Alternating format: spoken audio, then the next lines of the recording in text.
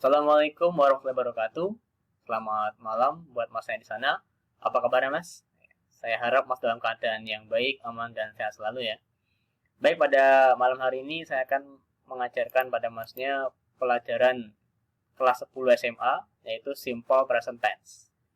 Tapi sebelum itu, saya mau ajak Masnya untuk belajar dulu apa itu tenses. Tenses adalah pembedaan bentuk kata kerja untuk menyatakan perbedaan waktu dan durasi suatu perbuatan atau kejadian. Jadi dalam bahasa Inggris, bentuk kata kerja alias verb itu bisa berubah sesuai dengan waktunya. Ya, bentuknya sendiri dari verb atau kata kerja ada 4. Ada verb 1, verb 2, verb 3, dan verb ing. Ya, di mana di sini dicontohkan yang berwarna merah itu, it bisa berubah menjadi ate, eaten, or eating. Ada 4 bentuk ya. Karena apa? Karena bedanya waktu. Yaitu yang saya tandai dengan warna biru. Always, yesterday, just now, and now. Itulah yang disebut dengan tenses. Tenses sendiri itu dibagi jadi 4 sesuai dengan time-nya atau waktunya. Ada present, past, future, and past future. Hari ini kita akan belajar yang present. Lalu berdasarkan event-nya atau ya peristiwa yang terjadi, ada 4 juga, simple, continuous, perfect, dan perfect continuous. Pada hari ini kita akan belajar tentang simple-nya, ya, simple present tense. Jadi kalau kita bagi tenses itu ada 16. Ya. Ini adalah rangkumannya. Jadi ada 4 time dan 4 event, jadi berubah menjadi 16 tenses. Sekarang kita masuk ke simple present tense. Simple present tense adalah tenses yang digunakan ketika suatu kejadian sedang berlangsung saat ini atau kejadian yang berlangsung berulang kali atau sebuah kebiasaan. Simple present tense biasa digunakan untuk yang pertama general fact atau fakta umum. Ya, sesuatu yang sudah diketahui banyak orang. Habitual action atau pekerjaan yang berulang-ulang atau sebuah kebiasaan. Seperti Masnya mungkin yang gosok gigi tiap pagi ya. Kalau Mas mau buat kalimat saya gosok gigi tiap pagi, maka kita menggunakan simple present tense. Lalu yang ketiga ada scheduled future event atau suatu event atau peristiwa yang sudah terjadwalkan. Ya, seperti mungkin gerbang sekolah tutup jam 7 malam. Kita menggunakan simple present tense. Lalu ada descriptive text atau text descriptive. Ini pelajaran kelas 9 SMP. Teks yang mendeskripsikan sesuatu dengan detail. Describe something in detail. Itu ada di kelas 9 SMP ya. Kalau Masnya mau belajar lagi, bisa dibuka lagi bukunya. Nah, ini adalah timeline dari simple present tense. Yang pertama ada habits or repeated action tadi ya, sudah saya jelaskan. I eat. Nah, I eat itu kan artinya saya makan. Yang mana saya makan itu adalah suatu hal yang sering terjadi atau kebiasaan. Di sini saya ilustrasikan kalau ke kiri ini adalah past dan ke kanan ini adalah future. Yang di tengahnya adalah now, masa lalu, masa depan, dan ini adalah masa sekarang. Ya. Kejadian I eat itu terjadi di sini. Kejadian itu terjadi ya, saya makan tuh ya, kemarin saya makan, kemarinnya lagi saya makan, ya. Sekarang saya makan, besok saya makan, lusa saya makan. Ya. Berarti itu terjadi terus ya, kebiasaan. Dan yang kedua ada facts atau sebuah fakta. Di sini contohkan the sun rises, matahari terbit. Atau mungkin kita tambahi the sun rises from the north, matahari terbit dari timur. Nah, itu adalah kejadian yang sudah jadi fakta dan semua orang tahu itu. Makanya di sini timeline-nya seperti ini, ya, fact. Atau tadi ya scheduled future event. Ya, my plane lands at 11:20. Di sini pesawat saya mendarat jam segini. Ya. Kalau misalnya sudah terjadwal ya dan menggunakan jam, maka kita bisa menggunakan simple present tense. Ya, mungkin kalau masih bingung, boleh tanya saya langsung nanti ya. Tanya aja. Mungkin saya menyampaikannya kurang bagus atau gimana ya, mungkin bisa diutarakan nanti. Dari sini ada time signal dan juga rumusnya, pattern. Jadi time signal itu adalah kapan atau penanda waktu kapan simple present tense digunakan. Di situ ada always yang notabene kebiasaan ya selalu. Ada everyday setiap hari yang juga berulang dan seterusnya ya. Semua itu tentang hal-hal yang berulang. Ada juga di sini at 7. tadi ya, yang scheduled future event. Sudah ada terjadwal dengan jelas jam berapa. Lalu ada in the morning mungkin, juga sama seperti tadi. Dan EDZ, etc. Bisa kita lihat di adverb of frequency atau kata keterangan frekuensi. Ya, semua yang ada di situ adalah time signal milik simple present tense. Jadi kalau misalnya ada kalimat saya makan tiap hari, ya, maka kita menggunakan simple present tense. I eat every day. Atau menggunakan always juga begitu. I always eat. Every week juga begitu. I eat every week. Tiap minggu saya makan. Itu juga menggunakan simple present tense. Itulah kegunaan time signal. Ya, penanda waktu. Lalu di sini ada pattern atau rumus, di mana di sini rumus verbalnya adalah subject, verb 1 plus S or ES plus object plus adverb. Ya, di sini ada dua ya, maaf.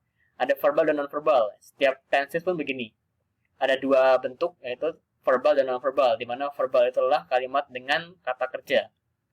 Sedangkan non-verbal itu tidak memiliki kata kerja.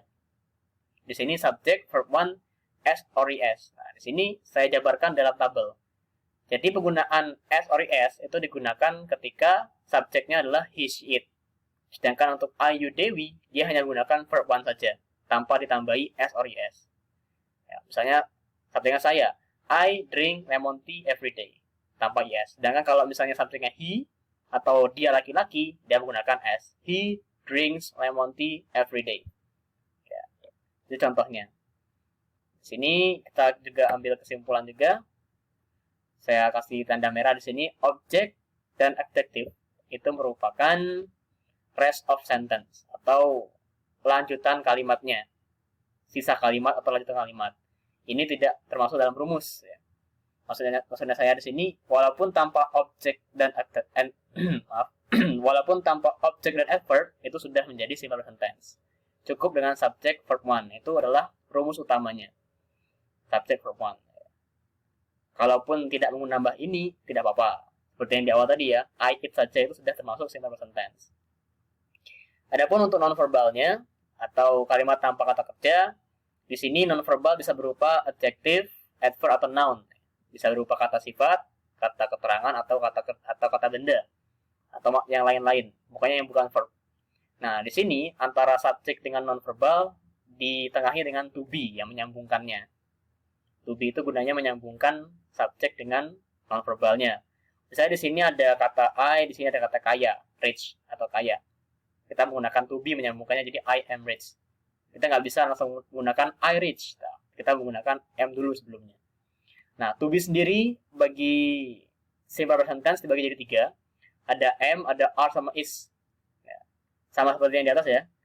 Dia dibedakan sesuai dengan subjeknya. Di mana I subjeknya, maka to be-nya adalah am. You, Dewi, maka to be-nya adalah are, sedangkan he, she, it, to be-nya adalah is. Nah, kita nggak bisa acak-acakan seperti I is atau you am atau he are, tidak bisa. Harus sesuai dengan to be-nya. Di sini ada non-verbal berupa rich yang artinya kaya, adjective ya, kata sifat. Ada in danger yang berupa adverb of situation ya. You are in danger misalnya, dalam bahaya. Ini kan bukan verb. Lalu ada juga a teacher atau guru yang berupa noun, kata benda. He is a teacher. Insya Allah sampai sini paham mas ya. Kalaupun nanti ada yang menanyakan silakan. Lalu di sini ada sentence form, di mana setiap kalimat itu ada 3 jenis. Yang pertama positif, yang kedua negatif, yang ketiga interrogatif. Positif itu adalah kalimat biasa, nggak ada perubahan. Rumusnya sama seperti sebelumnya. Sedangkan kalau negatif itu adalah kalimat yang menyatakan tidak. Di sini kita take a note, ada perubahan sedikit di do, does, plus not. Atau kita singkat dengan don't or doesn't. Ini adalah tambahan untuk kalimat negatif. Jadi kalau kita mengatakan tidak, kita gunakan don't or doesn't. Kalau itu verbal. Misalnya saya tidak makan, ya saya tidak makan menggunakan I don't eat. Mas kenapa ada 2 mas? Ada do dan does. Nah, ini juga sama seperti sebelumnya, dibedakan sesuai dengan subjeknya. Kalau tadi Ayu Dewi subjeknya menggunakan do, sedangkan he, she, it dia menggunakan does. Apa itu do, does? Ya, ini adalah auxiliary. Nanti kita bahas lagi ya di pertemuan selanjutnya. Nah, jadi kalau misalnya kita negatif, ya kita gunakan don't or doesn't sebelum verbnya. Sedangkan untuk non-verbal cukup easy karena cukup menambahkan not setelah to be. Ya, is not, am not, are not. Kita juga bisa menyingkatnya di isn't or aren't, tapi untuk am itu tidak bisa disingkat. Tidak bisa di am, tidak bisa. Hanya dua ini yang bisa. Lalu untuk interrogatif alias kalimat tanya, do dan does-nya kita taruh di atas. Maaf. Saya taruh di awal. Awal kalimat sebelum subjek. Do, subject, verb 1. Take a note juga di sini kalau kita udah menggunakan does, maka di sini tetap verb 1. Jadi nggak usah tambahi plus is lagi. Plus object plus adverb, ya, verbal. Misalnya menanyakan, kamu makankah? Apakah kamu makan? Maka kita menggunakan do you eat. Ya. Do dulu, verbnya dulu. Maaf, do ya dulu. Do, lalu subject, lalu verb. Do you eat. Non-verbal, seperti yang di atas, to be-nya kita geser ke awal, sebelum subjek. Ya. Jadi seperti misalnya, are you sure? Ya. Are you sure? Apa kamu yakin? Ya. Di sini, are you sure? Ini adalah contohnya, example. Untuk verbal, Andy brings his favorite bag to school every day. Itu Andy adalah subjek, brings adalah verb plus s, karena di sini subjek adalah he. Andi itu laki-laki ya, Andi itu he berarti. Dimana objeknya adalah his favorite bag dan adjektifnya adalah, maaf itu bukan adjektif ya, itu adverb, maaf diganti, maaf. To school every day. Ini adverb ya, adverb. Salah tulis saya. Lalu untuk negatifnya, Andy doesn't bring his favorite bag to school every day. Kita menambahkan doesn't sebelum bring ya. Kenapa doesn't? Kenapa does? Karena di sini subjeknya adalah Andy yang adalah he. Lalu, does Andy bring his favorite bag to school every day? Di sini, does-nya ditaruh di awal sebelum subjek. Ini untuk pertanyaan. Yang artinya nanti adalah, apakah Andy membawa tas favoritnya ke sekolah setiap hari? Nah, itu. Ini adverb ya tadi, jangan lupa. Ini salah tulis. Lalu untuk non-verbalnya ada, male scholar is white. Mana male scholar ini adalah subjeknya, artinya warna susu. Ya. Is sebagai to be, ya, karena di sini adalah it ya. Ini kan benda, maka kita menggunakan it. Ya, kita kalau it maka to be-nya is. Milk color is white. Jadi warna susu adalah putih. Ini non-verbalnya. Ini bukan verb, jadi dia menggunakan is. Lalu untuk negatifnya ada I am not good at math. Di sini saya pakai subjek I, maka pakai to be am. Nah, seperti yang saya jelaskan tadi, am not tidak bisa disingkat, maka kita pisah juga. Harus kita pisah. I am not good at math. Dan yang terakhir adalah interrogatifnya. Are you sure? Seperti yang saya jelaskan tadi ya. Jadi, to be dulu baru subjek. Are you sure? Di sini non-verbalnya yang berupa adjektif yakin. Sampai sini insya Allah bisa dimengerti ya. Seperti yang saya katakan tadi juga, kalau misalnya saya adalah salah dalam berkata atau salah dalam mengucap, ya, saya minta maaf ya, dan mohon diingatkan. Ya, dan juga kalau ada pertanyaan silakan ditanyakan saja. Sekarang kita ke exercise atau latihan. Di sini ada soal I bla bla bla at bank. Ada pilihan work, works, or working. Ya, otomatis karena subjeknya I, maka kita menggunakan work. Ya. Kenapa nggak working, Mas? Working itu dipakai kalau misalnya ada to be-nya. Misalnya I am working. Nah, sedangkan sini hanya I saja. Dan itu pun untuk present continuous. Dan kita sekarang sedang bahas simple present tense. Sudah ada subjek Linda. Linda bla bla bla with his uncle. Ada live or lives. Kira-kira yang mana? Ya, karena subjeknya Linda, yang Linda itu perempuan, dan she kata gantinya, maka kita gunakan yang lives, tambahin s. Dan untuk yang terakhir ada Budi and Roman. Kita punya dua, berarti dia mereka, kita menggunakan send, tanpa menggunakan s. Nah, itu adalah latihan, dan ini adalah soal PR-nya. Silakan Mas kerjain sendiri di rumah. Saya punya 5 soal ya. Ya, itu bla bla blanya, dan sudah saya kasih juga di sini petunjuknya mau yang mana. Ya, kalau Mas belajar dari awal tadi dan ada susahnya atau banyak keliru dalam saya mengatakan, ya silakan tanyakan lagi pada saya. Yang pasti ini PR-nya dikerjakan ya, tolong dikerjakan, nanti kumpulkan ke saya. Dan ini terima kasih ya telah menonton atau belajar dengan saya. Kalau ada pertanyaan silakan hubungi nomor-nomor berikut. Terima kasih untuk hari ini, sampai jumpa.